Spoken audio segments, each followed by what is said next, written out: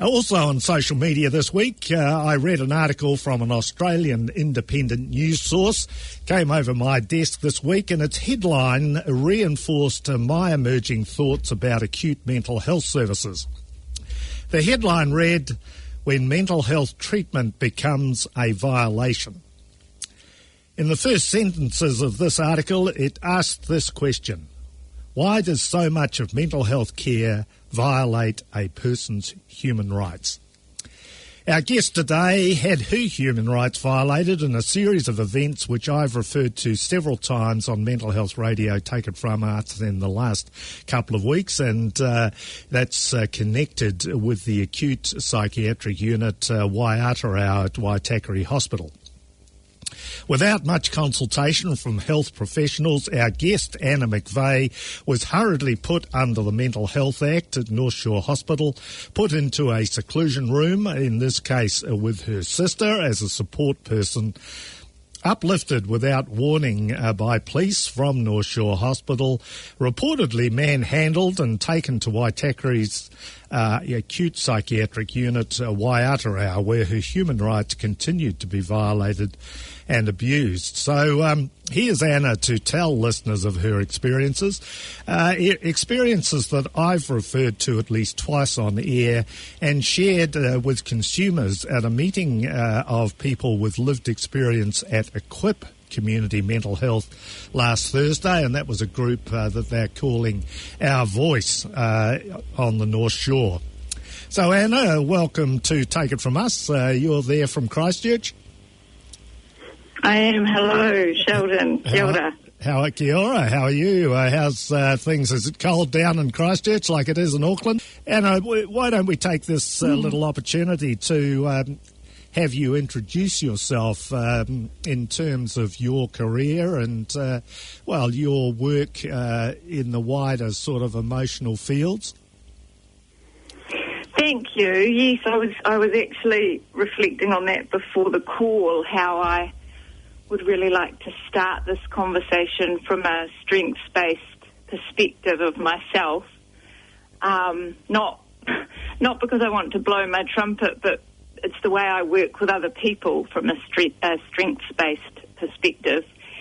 And it's what was denied, I felt, to me through a very vulnerable time in my life, which you experienced some of with me, which was very fortunate for me, having people like yourself to see me through such an excruciating time, actually. Thank you. My heart is beating quite quickly, but I've got my candle, and I feel like I can be very kind to myself, even with a beating heart, because I know that this is going to bring up some emotions for me. But so yes, my name's Anna McVeigh, and without wanting to go into too much of my personal history, I will say that I've experienced some degree of depression and anxiety in my life, but I've also experienced a lot of joy and a lot of, amazing experiences, including living in Italy for a number of years and becoming fluent in Italian and then reasonably fluent in Spanish and becoming a tour guide. But my life took a little bit of a turn when I was approaching 30, I think. I decided that because of my life experience, because of my family experience, and because of my encounters with people and the world, really, I wanted to turn to social work and work with children initially. So I found, as serendipity sort of had it at the time, I found a job for myself at Bernardo's, working with mothers and children, and then went on to train as a narrative therapist, a counsellor, and then felt like my training that was all based on being client-centred in the work and focusing on the strengths and the wisdom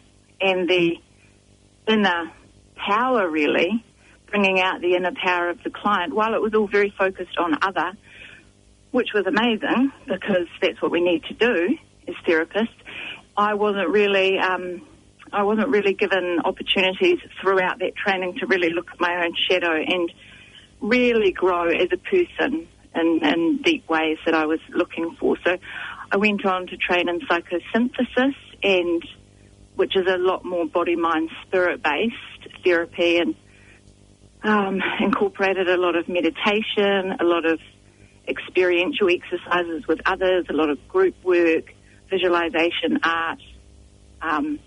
It was an amazing year-long course, which brought up a lot.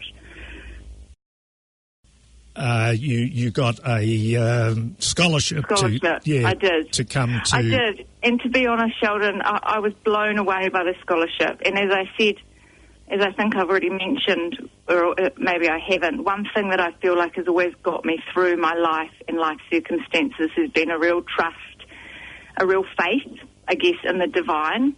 Not particularly religious, but just a very spiritual connection with the divine. And I received a scholarship to do my master's, and I received a scholarship to do the yoga training, and I've now received another scholarship. So I feel very blessed in that regard.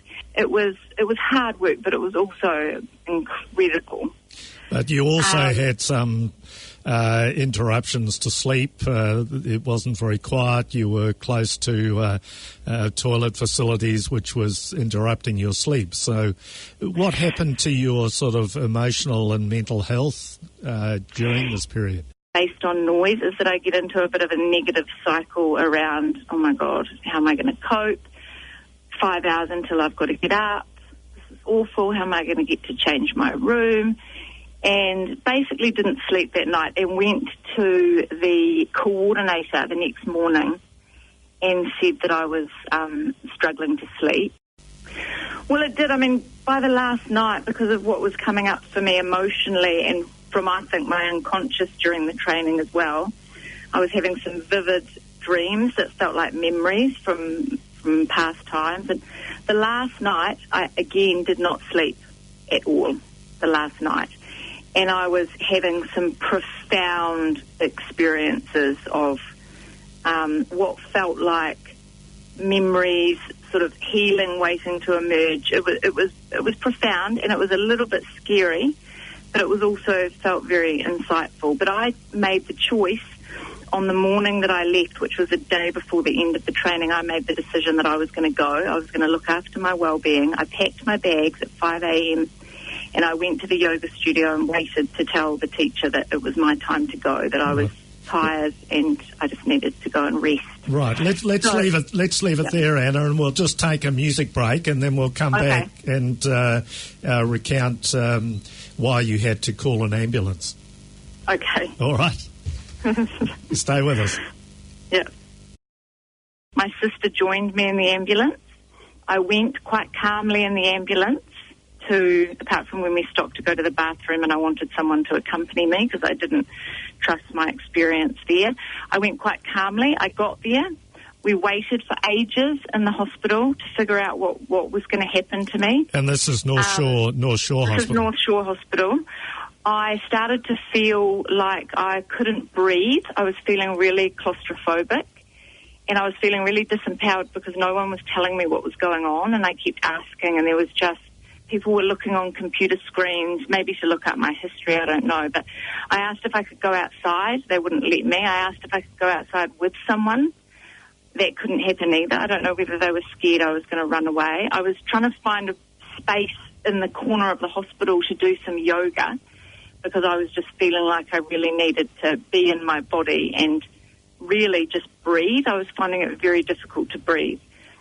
So when from 1 minute to the next, it seemed like I was in a seclusion room. Lotte, I don't think my sister knew that that's where we were, but we were in a room that had doors that locked, no windows, and it was a small kind of cell room. So, and Lotte had to be with me the whole time. And when she wasn't there, someone else had to sit there with me. And psychiatrists, people came and went. I was admittedly having some insights. I didn't feel like I was sharing a lot of those that were going on in my brain, but I was feeling I just needed love and support and presence and for people to talk to me and ask me questions, and no one was doing. There was Indian guy who came and another woman, and they were lovely. I remember so well their ability to see me as a person and to treat me in a way that made me feel like I was being seen and empowered. But apart from that, people were ignoring. I was saying, can I please go out for a walk, even with my sister? No, nothing was being allowed. It was like there were kind of secrets going on in the background I didn't know anything about. I didn't actually know I'd been put in a inverted commas seclusion room. I didn't know that I was being put under the Mental Health Act. I didn't know any of that. It was almost like I came in automatically with the word pathology written on my forehead, and that would have been enhanced by looking at my medical history possibly, and that I was no longer worthy of being treated with respect or as a person. So long story short, again, my sister left to go out for lunch with my mother, and the police turned up an hour later, at which time I was lying very peacefully on a sofa. I had just got upset with a woman who wouldn't get me a pen because I was trying to change my flight that I'd missed by being in there. And I got very frustrated and started crying and saying, I just want to go for a walk and I just would like a pen. And everyone was ignoring me. Maybe they'd been instructed that I was getting picked up to go to Waiata Hospital. I don't know. Police turned up, spoke to me in a way that gave them probably significant power but tried to take away even more of mine. When I said that I wanted more of an explanation of why I was going and whether it was a joke, my arm was pulled up my back so that it actually clicked in my socket. I started sobbing. I was pushed into a wheelchair, wheeled out of there, put into a police car. There were two men in the front and a woman in the back with me. The window could only be opened probably 4 centimetres. Was there any hospital staff member with you? I don't even know. I don't think they. I may be wrong, but I don't remember them introducing themselves. Two of them were wearing police uniforms and those laser guns or whatever they are. I don't even know what they are. Did you know? I tried to ask, and she joked about it being a video recording device. Well, that's even scary in itself. But did they tell you where you were going to be taken?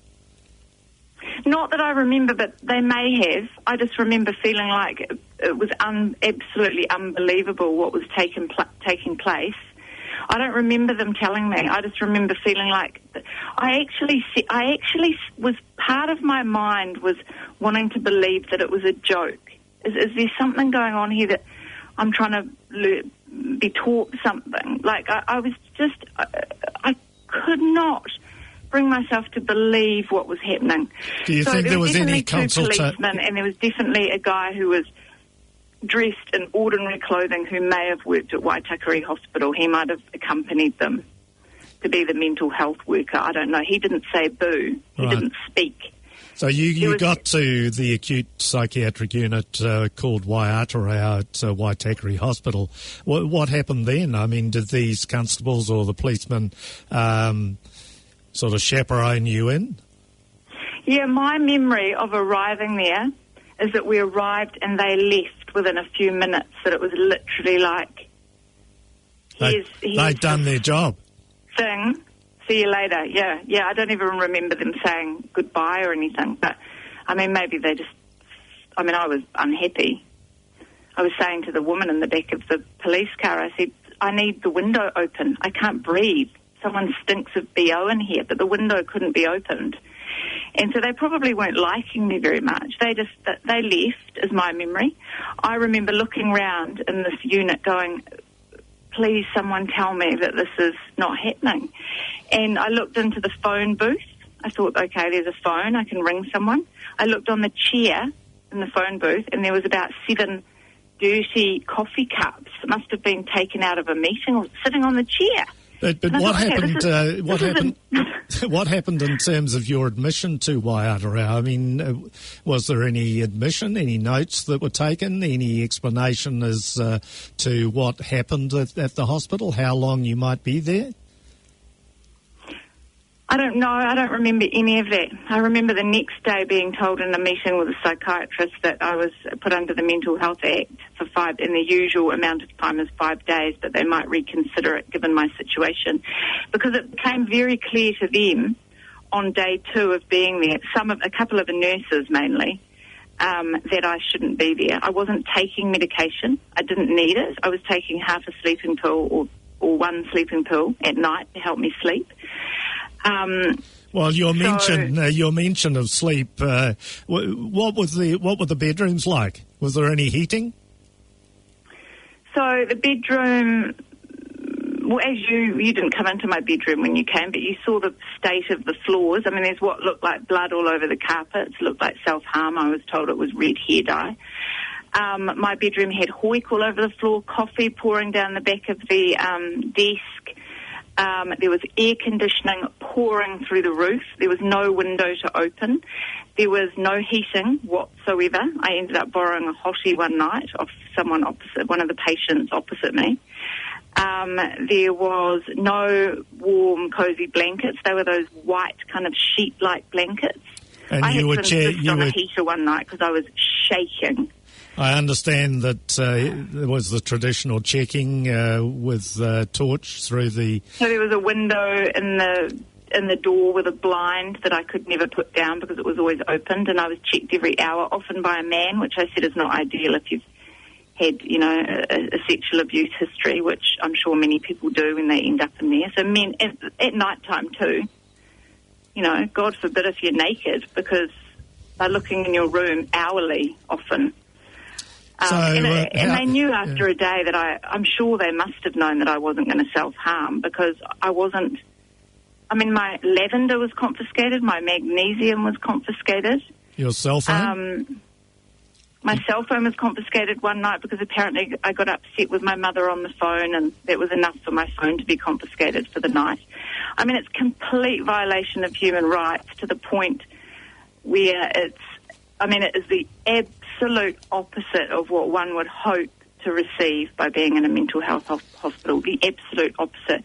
People talking to you like you don't deserve almost to be there, let alone in the world. I mean, it was just bizarre. I mean, and I need to say that there were 2 nurses who were exquisite, and they kept me, along with the likes of yourself and my friend Amy, kept me sane throughout that experience because it was like torture.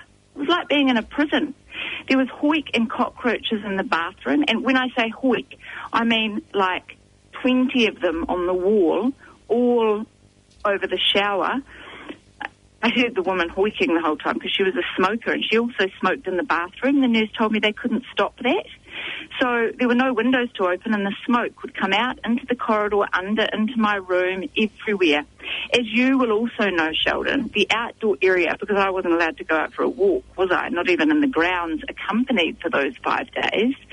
The only area that we could go out into, the courtyard that had signs up saying no smoking area, was covered in butts, had smokers in it, had empty Coke bottles, plastic wrappers, the likes. I came out one day and did the nurses' washing of cups, the ones that were sitting on the seat, and I took them into the kitchen and started washing them. Another day I went out with plastic gloves and a plastic bag and started picking up rubbish because I was just trying to stay sane.